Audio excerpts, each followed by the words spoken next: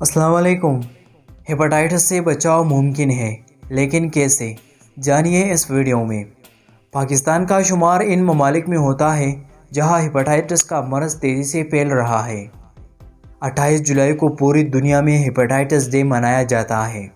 صحت کے عالمی ادارے کی جانب سے گزشتہ برس جاری کی گئی رپورٹ میں بتایا گیا کہ اس وقت دنیا بھر میں ہیپاٹائٹس کے مریضوں کی تعداد 35 کروڑ ہے، جن میں 1.5 کروڑ پاکستانی بھی شامل ہے۔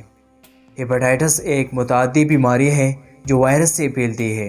یہ وائرس مختلف اقسام کے ہوتے ہیں، جیسا کہ ہیپاٹائٹس اے، ہیپاٹائٹس بی اور ہیپاٹائٹس سی۔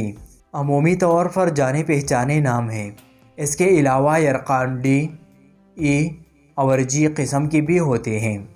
یہ وائرل انسانی جگر پر اثر انداز ہو کر مختلف نوعیت کی بیماری پیدا کرتے ہیں۔ Hepatitis C.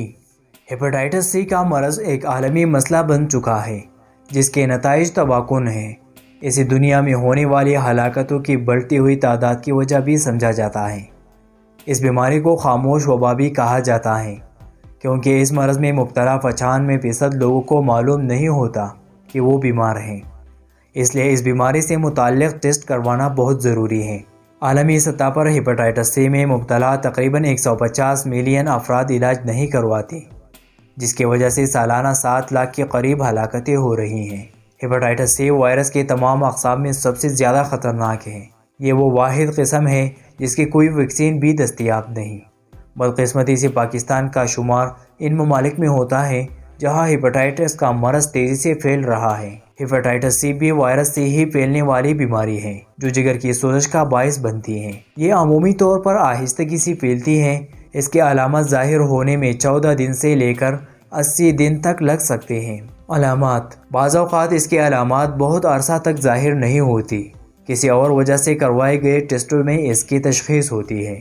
کچھ علامات اس میں سے یہ ہے: آنکھوں کا پیلا ہونا، تھکاوٹ کا ہونا، جوڑوں میں درد رہنا، بھوک میں کمی، خارش کا ہونا، بخار کی کیفیت، متلی یا الٹی ہونا، ہاتھوں اور پیروں کا سن ہونا۔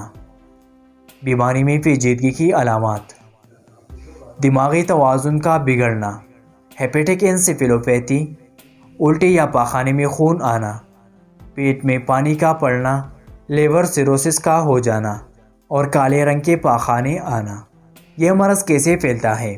متاثرہ شخص کے بلڈ ڈونیشن سے، متاثرہ مریض کے آلات جراحی کے استعمال سے، مشترکہ سرنج کے استعمال سے، خاص طور پر نشے کے عادی افراد میں، متاثرہ شخص کے زیر استعمال بلیڈ یا استرے کا استعمال سے جو شیو کے لیے استعمال کیا جاتا ہے، اور دانتوں کے علاج میں استعمال ہونے والے اوزاروں سے۔ بچاؤ: انجیکشن کے لیے ہمیشہ نئی سوئی استعمال کریں۔ حجامت کے لیے نیا استرا اور بلیڈ استعمال کریں۔ آلات جراحی کا جراثیم سے پاک ہونا ضروری ہے۔ خواتین ناک اور کان پیئرسنگ کے لیے ہمیشہ نئے اوزار کا استعمال پر زور دیں۔ اپنا میڈیکل چیک اپ ضرور کرواتے رہیے۔ اولڈ ہومز اور یتیم خانوں میں اس مرض کا چیک اپ ضرور ہونا چاہیے۔ قیدیوں میں بھی تشخیص معمول کا کام ہونا چاہیے۔ یاد رکھیے، ہیپاٹائٹس سی کی کوئی ویکسین نہیں ہے۔